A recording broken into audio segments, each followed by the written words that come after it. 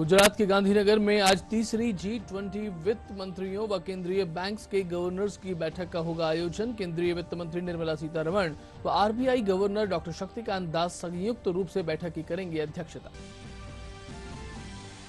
राजस्थान में कांग्रेस सरकार के विरुद्ध भाजपा का नहीं सहेगा राजस्थान अभियान हुआ प्रारंभ। पार्टी के राष्ट्रीय अध्यक्ष जेपी नड्डा ने कहा, बूथ, विधानसभा व जिला स्तर तक ले जाएंगे आंदोलन।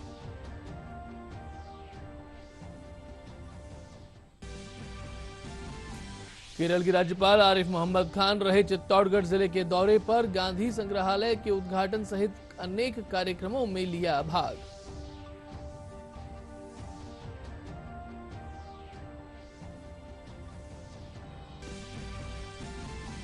केंद्र सरकार प्रदेश में लोगों को रियायती दरों पर उपलब्ध करवा रही है टमाटर। केंद्रीय उपभोक्ता मामलात विभाग की ओर से जयपुर व कोटा में बनाए गए हैं बिक्री केंद्र।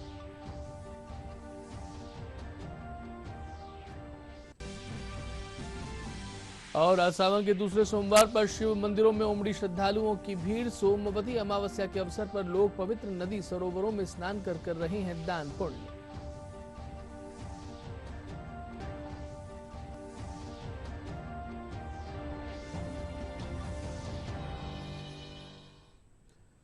नमस्कार जी, दूरदर्शन समाचारों में आपका स्वागत है। सुबह के 10 बजे हैं, मैं हूं निधीश गोयल और अब समाचार विस्तार से। G20 की भारत की अध्यक्षता के अंतर्गत आज गुजरात के गांधीनगर में G20 देशों के वित्त मंत्रियों व केंद्रीय बैंक्स के गवर्नरों की तीसरी बैठक होगी। केंद्रीय वित्त मंत्री निर्मला सीतारमण व भारतीय reserve bank governor doctor Shaktikanta Das संयुक्त रूप से बैठक की अध्यक्षता करेंगे। वित्त मंत्री निर्मला सीतारमण और रिजर्व बैंक के गवर्नर डॉक्टर शक्तिकांत दास 2 दिन की इस बैठक की संयुक्त रूप से अध्यक्षता करेंगे। बैठक में वैश्विक अर्थव्यवस्था और वैश्विक स्वास्थ्य, सतत वित्त और बुनियादी ढांचे, अंतर्राष्ट्रीय वित्तीय वास्तुकला, अंतर्राष्ट्रीय कराधान और वित्तीय समावेशन जैसे विषयों पर 5 सत्र आयोजित किए जाएंगे। तीसरे G20 FMC G20 वित्त ट्रैक के परिणामों की समीक्षा करना है और आगे बढ़ने के लिए मंत्रियों और राज्यपालों से मार्गदर्शन प्राप्त करना है। बैठक में G20 देशों और आमंत्रित देशों के केंद्रीय बैंकों के गवर्नरों, उप गवर्नरों, मंत्रियों और अंतर्राष्ट्रीय संगठनों के प्रमुखों सहित लगभग 500 प्रतिनिधि भाग लेंगे। केंद्रीय गृह व सहकारिता मंत्री अमित शाह आज नई दिल्ली में मादक पदार्थों की तस्करी व राष्ट्रीय सुरक्षा पर एक क्षेत्रीय सम्मेलन की अध्यक्षता करेंगे। सम्मेलन के दौरान 2416 करोड़ रुपए के 1,44,000 किलोग्राम से अधिक मादक द्रव्य नष्ट किए जाएंगे। ये मादक पदार्थ स्वापक नियंत्रण ब्यूरो NCB ने सभी राज्यों के मादक द्रव्य निरोधक कार्यबल के समन्वय के साथ की गई कार्रवाई में देश के विभिन्न हिस्सों से बरामद किए हैं। सहकारिता मंत्री अमित शाह आज नई दिल्ली में मादक द्रव्य तस्करी और राष्ट्रीय सुरक्षा पर एक क्षेत्रीय सम्मेलन की अध्यक्षता करते हुए नजर आएंगे। सम्मेलन के दौरान 2416 करोड़ रुपए के 1,44,000 किलोग्राम से ज्यादा मादक द्रव्य नष्ट किए जाएंगे। ये मादक पदार्थ मादक द्रव्य नियंत्रण ब्यूरो NCB ने सभी राज्यों के मादक द्रव्य निरोधक कार्यबल के समन्वय के साथ की गई कार्रवाई में देश के विभिन्न हिस्सों से बरामद किए हैं। प्रधानमंत्री नरेंद्र मोदी के नेतृत्व में सरकार के भारत को नशा मुक्त करने के लिए मादक द्रव्यों की जीरो टॉलरेंस की नीति अपनाई गई है। भारतीय जनता पार्टी के प्रदेश व्यापी आंदोलन नहीं सहेगा राजस्थान की शुरुआत भारतीय जनता पार्टी के राष्ट्रीय अध्यक्ष जेपी नड्डा ने कल जयपुर में की। उन्होंने कहा कि आंदोलन के तहत बूथ, विधानसभा व जिला स्तर पर जन आंदोलन शुरू होगा। इसमें कांग्रेस सरकार की जन विरोधी नीतियों के विरुद्ध जनता को जागरूक किया जाएगा। इससे पूर्व भाजपा के अनेक वरिष्ठ नेताओं ने जयपुर के बीलवा के निकट आयोजित जनसभा को संबोधित किया। आखिर ये क्या कारण हुआ कि भारतीय जनता पार्टी को ये तय करना पड़ा कि हम नहीं सहेगा राजस्थान,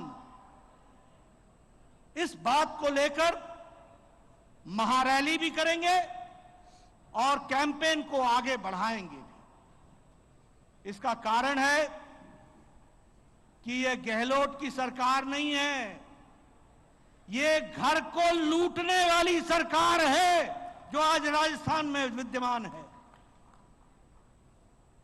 दिल्ली को पैसा भेजना, गरीबों के पॉकेट का हिस्सा मारना, सरेआम भ्रष्टाचार को प्रोत्साहित करना, भ्रष्टाचार के नए रिकॉर्ड बनाना, यह गहलोत सरकार का काम करने का चाल चरित्र है। इसको हमको समझना चाहिए। चित्तौड़गढ़ में गंगरार स्थित मेवाड़ विश्वविद्यालय में कल प्रभाष जोशी स्मृति प्रभास प्रसंग कार्यक्रम आयोजित किया गया। कार्यक्रम के मुख्य वक्ता केरल के राज्यपाल आरिफ मोहम्मद खान ने कहा कि हमारी नई पीढ़ी को इतिहास से रूबरू करवाने के लिए सांस्कृतिक विकृतियों को दूर कर युवा पीढ़ी को प्रेरित करने की आवश्यकता है। इस अवसर पर उन्होंने गांधी संग्रहालय का उद्घाटन भी किया। कार्यक्रम में राज्यपाल ने आधुनिक तकनीकी प्रदर्शनियों के साथ ही चित्रकला व विज्ञान के बनाए गए मॉडल्स का अवलोकन कर विद्यार्थियों का उत्साह बढ़ाया।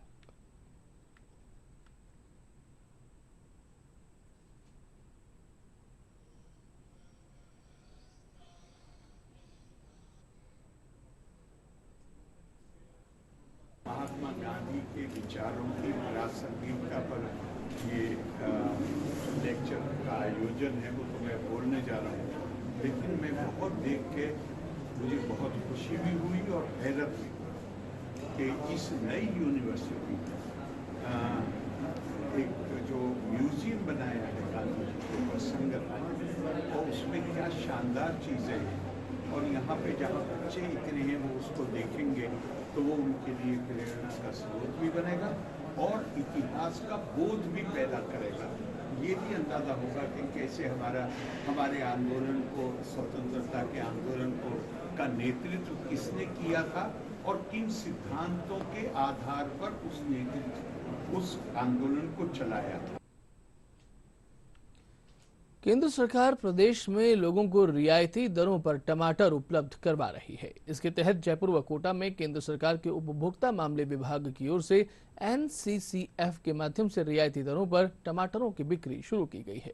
इसके लिए जयपुर में नेहरू सहकार भवन, सचिवालय, लालकोठी, महेश नगर, गांधीनगर, रामनगर, वैशाली नगर, VKI व विद्याधर नगर में बिक्री केंद्र बनाए गए हैं। वहीं कोटा में विज्ञान नगर, तलमंडी, केशवपुरा, DCM रोड सहित अनेक स्थानों पर बिक्री केंद्र बनाए गए हैं।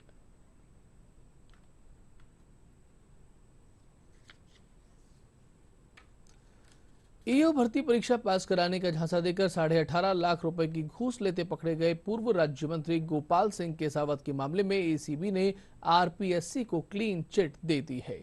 ACB के कार्यवाहक DG हेमंत प्रियदर्शी ने कल ACB मुख्यालय में प्रेस वार्ता को संबोधित करते हुए कहा कि इस मामले में RPSC के किसी सदस्य व अधिकारी कर्मचारी की भूमिका संदिग्ध नहीं पाई गई है। उन्होंने कहा कि इस परीक्षा में अभी तक किसी भी तरह की गड़बड़ी सामने नहीं आई है। अब तक की जांच में ये मामला ठगी का लग रहा है। आरोपियों की कॉल डिटेल्स व बैंक खातों की जांच करवाई जा रही है। जागरूकता के लिए पिछले कुछ समय में निरंतर 1064 का हमारा नंबर है। ये 1064 पे रेगुलर हमारे ट्रैप्स हो रहे हैं और बड़े रिमोट एरिया से हमारे पास जानकारी आ रही है और उस पर सक्सेसफुली हम ट्रैप कर रहे हैं।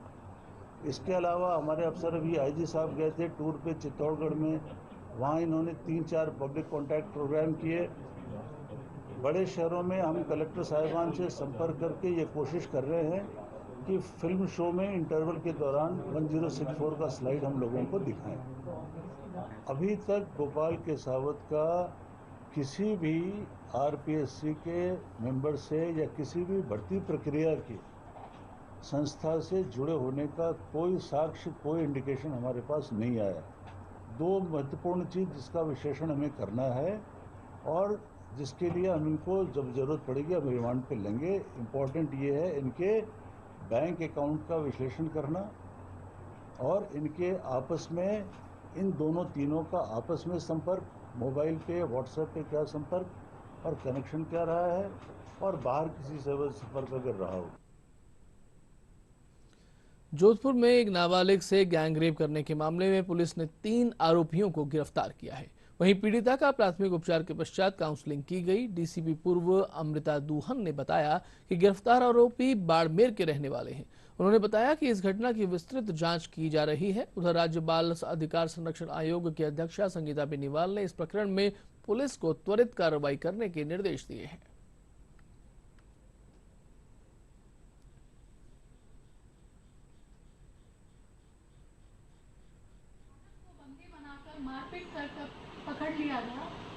बच्ची के साथ बारी बारी से दुष्कर्म की घटना को जो तीनों युवकों द्वारा अंजाम दिया गया, उसकी बाल आयोग कठोर शब्दों में निंदा करता है।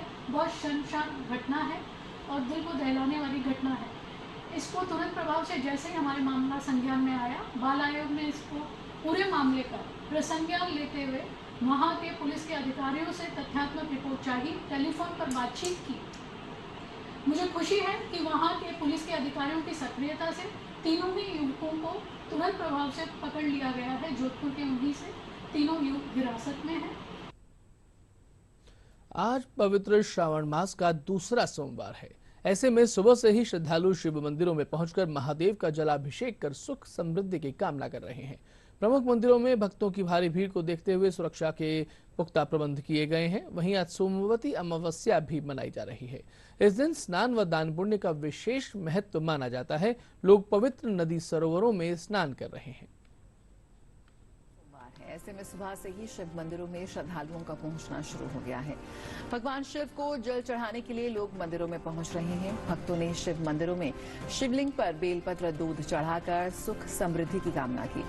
भक्तों की भारी संख्या को देखते हुए प्रमुख मंदिरों में सुरक्षा व्यवस्था के कड़े इंतजाम किए गए हैं। सावन के महीने में भगवान शिव की विशेष पूजा आराधना की जाती है। सावन के सोमवार का और भी ज्यादा महत्व होता है। इस मौके पर दूध और गंगाजल से भगवान शिव का अभिषेक और पूजा अर्चना की जाती है। इस दिन पूजा करने से भगवान शिव की विशेष कृपा भक्तों पर बरसती है। देवघर से लेकर काशी तक जलाभिषेक के लिए श्रद्धालुओं का तांता लगा हुआ है। साथ ही आज सोमवती अमावस्या भी मनाई जा रही है और अमावस्या के दिन स्नान और दान पुण्य का विशेष महत्व माना जाता है। सोमवार के दिन पड़ने वाली अमावस्या का महत्व और ज्यादा बढ़ जाता है। इस मौके पर प्रमुख धार्मिक स्थलों के घाटों पर सुबह से ही स्नान करने के लिए लोगों की खासा भीड़ देखी गई है और ये तस्वीरें आपको हरिद्वार की दिखा रहे हैं, जहां पर काफी संख्या में श्रद्धालु पहुंचे हैं गंगा स्नान करने के लिए, क्योंकि आज सोमवती अमावस्या है। दरअसल जब उधर दौसा जिले में भी श्रावण के दूसरे सोमवार पर आज सुबह से ही भारी संख्या में श्रद्धालु शिव मंदिरों में पहुंच रहे हैं। शहर के नीलकंठ महादेव मंदिर में मेले जैसा वातावरण देखने को मिल रहा है। श्रद्धालु भगवान शिव को बिल्व पत्र अर्पित कर विशेष पूजा अर्चना कर रहे हैं।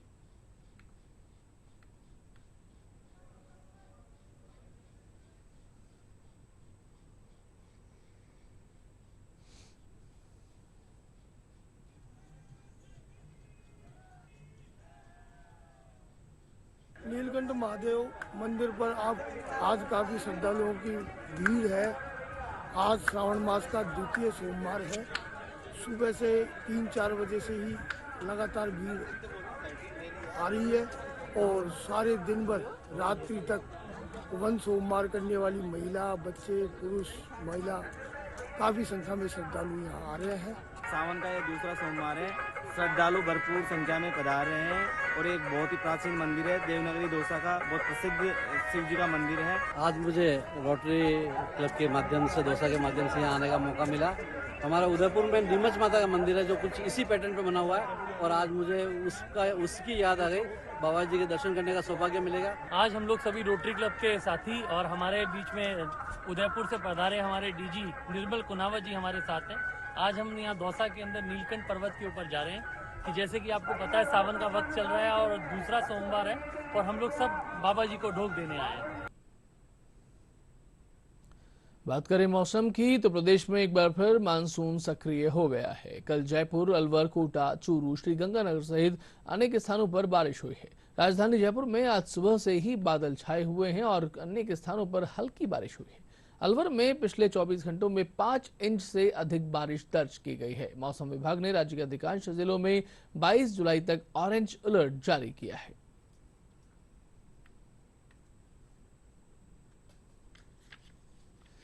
और आइए एक बार पुनः देखें अभी तक के मुख्य समाचार। गुजरात के गांधीनगर में आज तीसरी G20 वित्त मंत्रियों व केंद्रीय बैंक से गवर्नरों की बैठक का होगा आयोजन। केंद्रीय वित्त मंत्री निर्मला सीतारमण व RBI governor doctor Shaktikanta Das संयुक्त रूप से बैठक की करेंगे अध्यक्षता। राजस्थान में कांग्रेस सरकार के विरुद्ध भाजपा का नहीं सहेगा राजस्थान अभियान हुआ शुरू। पार्टी के राष्ट्रीय अध्यक्ष JP नड्डा ने कहा, बूथ, विधानसभा व जिला स्तर तक ले जाएंगे आंदोलन।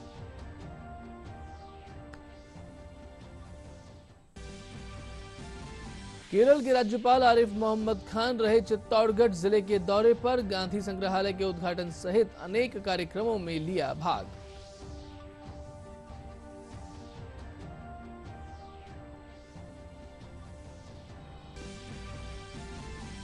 केंद्र सरकार प्रदेश में लोगों को रियायती दरों पर उपलब्ध करवा रही है टमाटर। केंद्रीय उपभोक्ता मामलात विभाग की ओर से जयपुर व कोटा में बनाए गए हैं बिक्री केंद्र।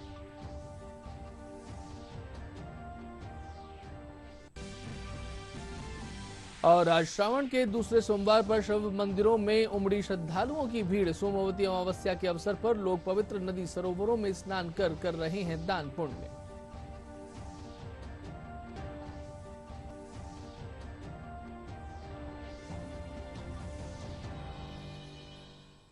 दूरदर्शन समाचारों में अभी तक के लिए इतना ही। अनुमति दीजिए। नमस्कार।